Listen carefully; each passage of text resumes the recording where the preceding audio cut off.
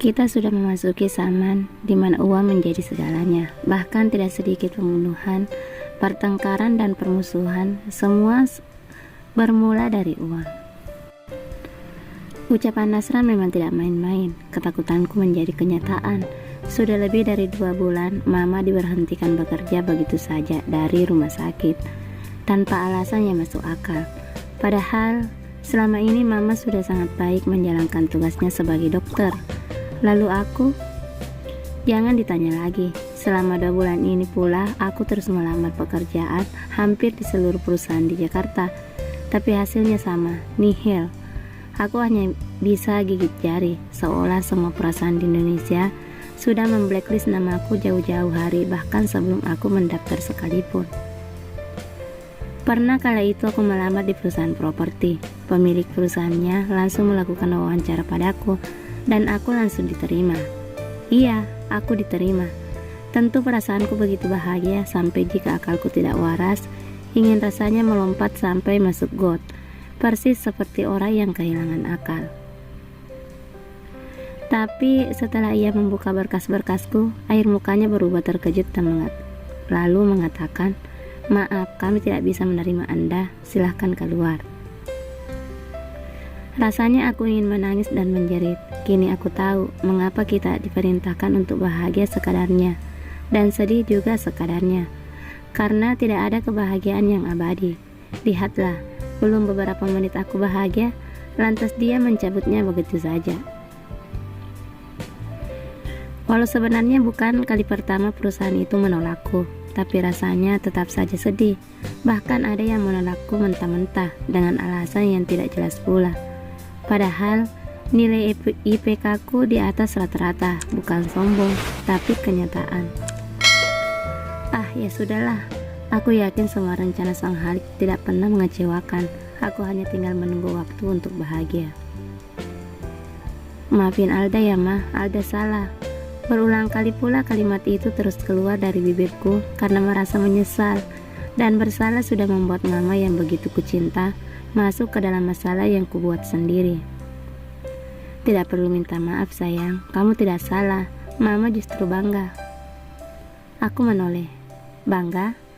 Mama bangga karena Alda sudah membuat Mama terlibat masalah sehingga harus berhenti bekerja dan dikeluarkan dari rumah sakit. Mama terkikis sebentar. Bukan begitu Alda. Mama bangga karena kamu sudah berani menegakkan sebuah kebenaran di saat semua orang bungkam. Mama tahu itu hal yang tidak mudah, tapi kamu mampu melakukannya.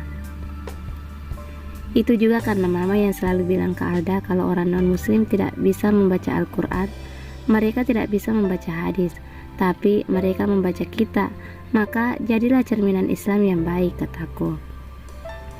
Ambassador of Islam. Mama tersenyum lantas memelukku erat. Mama adalah ibu sekaligus ayah untukku, tempat aku bertanya, tempat berlindung, dan tempat pula paling nyaman. Tidak pernah sekalipun ia marah atau bahkan membentakku. Paling marah jika aku nakal, bukan marah, lebih tepatnya bentuk rasa sayang. Kegiatan kami akhir-akhir ini hanya menghabiskan waktu di toko kue. Kue buatan Mama begitu lesat. Uang tabunganku dan Mama lebih dari cukup untuk menyewa toko di depan jalan lintas. Dan yang lebih membuatku bahagia, kue buatan Mama disukai banyak orang. Bahkan penghasilan kami 1 bulan terakhir sudah sangat cukup untuk memenuhi kebutuhan sehari-hari.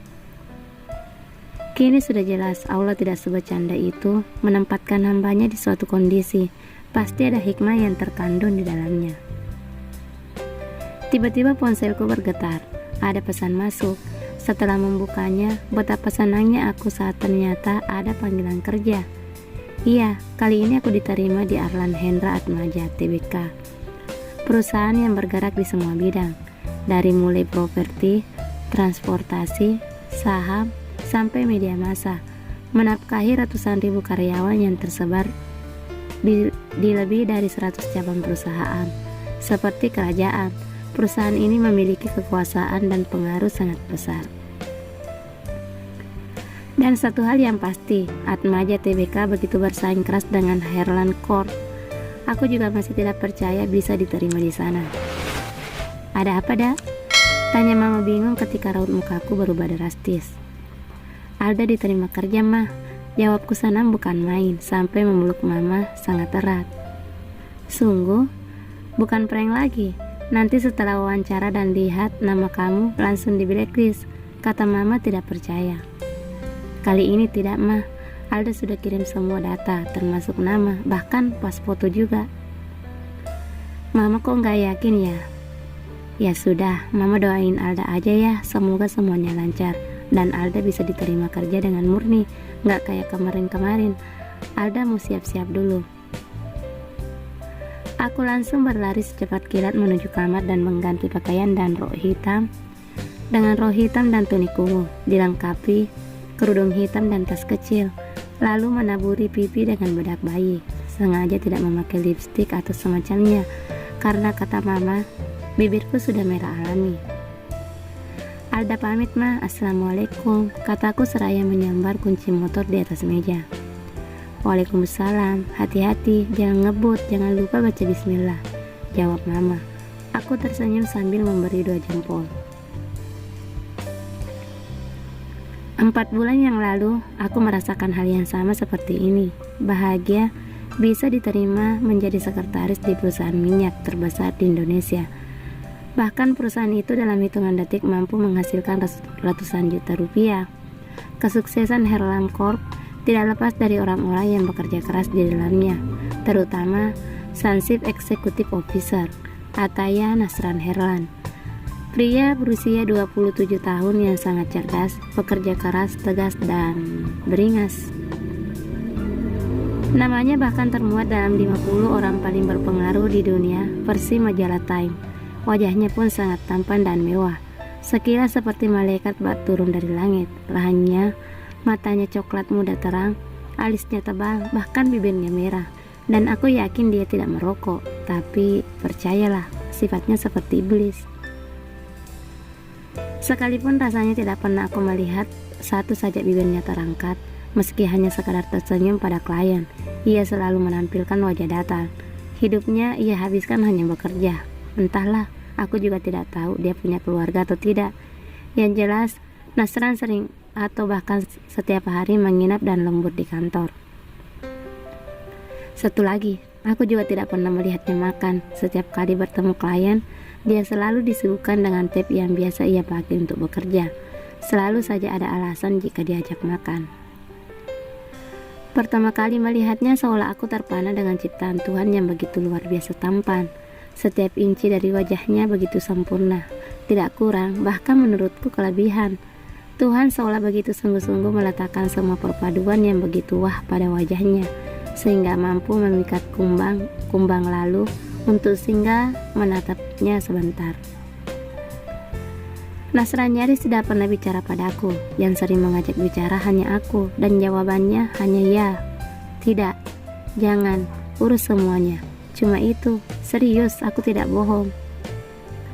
Tapi aku tahu dia menyimpan sejuta rahasia yang tidak pernah diketahui siapapun. He is so misterius.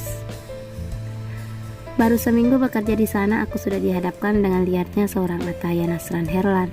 Ternyata ia seorang pembunuh. Sekali saja ada yang berbuat masalah padanya, jangan harap besok bakal bernapas. Dan yang lebih gilanya, tidak ada satupun manusia yang melapor tindak kejahatannya pada pihak yang berwajib. Semua mulut seolah bungkam karena disumpal uang pastinya. Sungguh semakin miris nasib negeri ini. Alda, are you really Alda? Aku terkesiap mendengar suara seorang pria. Tanpa sadar, ternyata sudah sampai di kantor. Pikiranku terpenuhi dengan penuh tanda tanya dari tadi. Aku melihat tidak percaya pria di depanku saat ini. Kak Arlan, bagiku lebih tidak percaya. Dia kakak tingkatan 1 tahun di SMA dulu. Dia menjabat sebagai ketua OSIS, rohis, dan bahkan ketua tim basket. Sungguh, aku tidak pernah menyangka akan bertemu lagi dengannya. Waktu SMA dulu aku sebagai sekretaris rohis, jadi tidak heran kami selalu berhubungan dengan hal yang menyangkut tentang rohis. Dia pria baik, sopan, beriman, dan tentunya idaman. Ups, jujur, aku pernah sedikit tertarik padanya. Wanita mana yang tidak tertarik pada pria seperti Kak Arlan? sudah cerdas, agamanya bagus, Qori, Hafiz, hebat, keren, bertanggung jawab, amanah, menghormati wanita. Duh, idaman banget. Awalnya kakak ngerasa gak yakin nama itu kamu. Ternyata benar itu kamu. Apa kabar, Dak? Tanya Kak Arlan dengan senyum khas yang mampu membuat imamku oleng. Seketika hatiku mulai bereaksi aneh. Ada sensasi yang tidak biasa. Apalagi jantung sudah bertindak nakal dari tadi. Alhamdulillah baik, Kak. Pembicaraan kami terus berlanjut. Ternyata setelah lulus, Kak Arlan melanjutkan pendidikan di INSEAD. That's great. Pantas saja di usianya sekarang sudah bisa menduduki kursi presiden direktur. Aku tahu itu pencapaian yang tidak bisa diraih secara instan, apalagi dalam waktu yang sebentar. Bersambung.